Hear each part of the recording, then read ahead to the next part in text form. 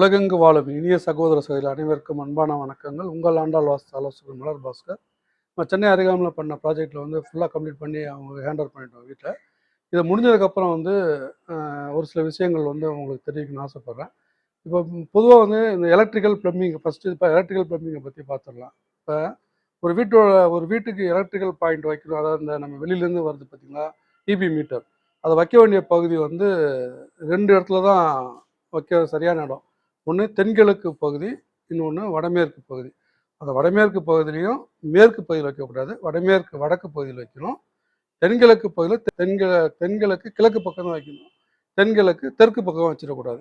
இந்த 2 இடத்துல தவிர வேறு எந்த இடத்துலையுமே வந்து இபி மின் மீட்டர் அப்படின்றத வரவே கூடாது. அந்த வகையில் வந்து இந்த வீட்டில் வந்து நான் அதே போல் பாருங்கள், இது கிழக்கு பார்த்த வீடுனால தென்கிழக்கு பகுதியில் இபியோட மெயின் மீட்டர் வந்து இங்கே வந்து ஃபிக்ஸ் பண்ணியிருக்கோம். அதே போல் ப்ளம்பிங் லைன் பார்க்கும்போது வந்தோம், நம்ம இப்படி தான் லைன் எடுத்துகிட்டு போய் எப்படி வேணாலும் கொடுக்கலாம், வசதிக்கு ஏற்ப கொடுக்கலாம் அப்படின்றத நம்ம செய்யக்கூடாது. அதுலேயும் ஒரு நுணுக்கங்கள் இருக்குது. வாஸ்து பாயிண்ட் ஆஃப்ல இந்த பக்கம் தான் தண்ணி ஏறணும், இங்கேருந்து தண்ணி இப்படி வெளியில் வரணும் அப்படின்ற சின்ன சின்ன விஷயங்களும் கவனித்து நம்ம பண்ணும்போதும் வாஸ்துன்ற குறைபாடில் வந்து எதுவும் இல்லாமல் ஓரளவுக்கு நம்ம எல்லாமே சரியாக அந்த வீட்டில் செஞ்சுருக்கோம், கடைபிடிச்சிருக்கோம் அப்படின்றத வந்து உறுதிப்படுத்திக்கலாம்.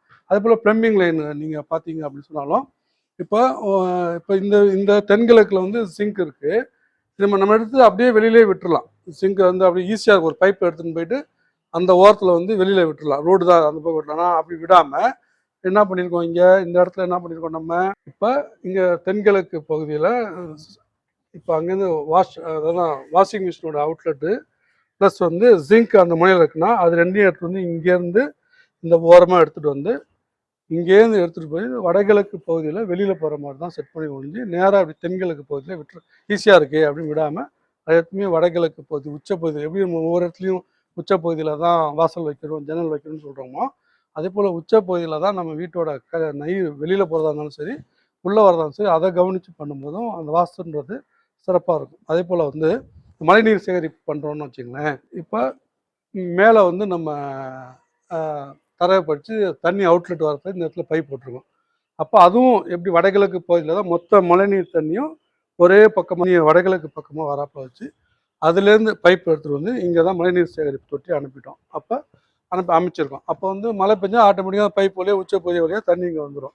அதே போல் பாத்ரூமோட கழிவுகள் வந்து பார்த்தாலும் மேற்குலேருந்து அதே போல் பைப் எடுத்துகிட்டு வந்து இதே போல் அங்கே எதுவும் பின்னாடி பிட்டுலாம் போடாமல் கரெக்டாக கேட் வால்வு எல்போ வச்சு அதுபடியே வச்சு கரெக்டாக நம்ம டியூப் நம்ம கரெக்டாக லெவல் வச்சு போட்டோம்னா ஆட்டோமேட்டிக் தண்ணி எங்கேயும் தேங்காமல் நேராக வீட்டை விட்டு வெளியில் வந்துடும். எதுவும் நமக்கு ப்ராப்ளம் இருக்குது. நமக்கு எதாவது அடைப்பு மாதிரி இருந்தாலும் அந்த கேட் வால்வ் ஓப்பன் பண்ணி நம்ம ஈஸியாக பார்த்துக்கலாம்.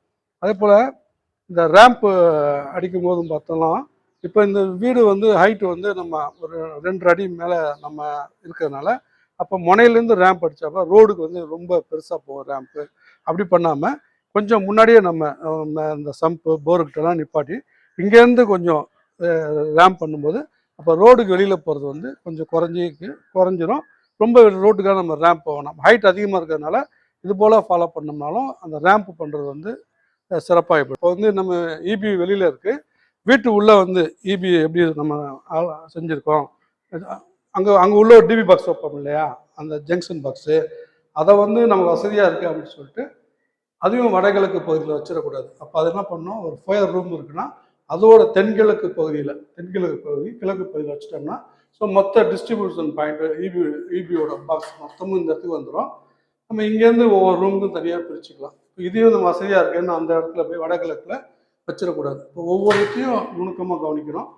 இது அடுத்து போகிற பகுதியில் வந்து டைல்ஸு ஒயிட் வாஷ் இதை பற்றி அதெல்லாம் நம்ம கவனிக்க வேண்டிய விஷயங்கள், படிக்கட்டு என்ட்ரன்ஸோட படிக்கட்டு எப்படி வைக்கிறது, அதெல்லாம் வந்து அடுத்த பதிவில் வந்து இன்னும் தெளிவாகவும் விளக்கமாகவும் உங்களுக்கு தெரிவிக்கிறேன். இந்த வீடியோ பதிவை பார்த்து கொண்டிருக்கும் நீங்கள் அனைவரும் நீங்கள் ஆனந்தமான, ஆரோக்கியமான, பிரம்மாண்டமான, செல்வ செழிப்பான வாழ்க்கையை இப்பொழுதும் எப்பொழுதும் வாழ வேண்டும் என்று நாங்கள் வணங்கும் ஆண்டாள் அம்மாவையும் திருச்செந்தூர் முருகனையும் வணங்கி வேண்டிக் கொள்கிறேன். இதுவும் கடந்து போகும், எதுவும் கடந்து போகும், எல்லாம் நன்மைக்கு. மகிழ்ச்சி. சர்வம் கிருஷ்ணா.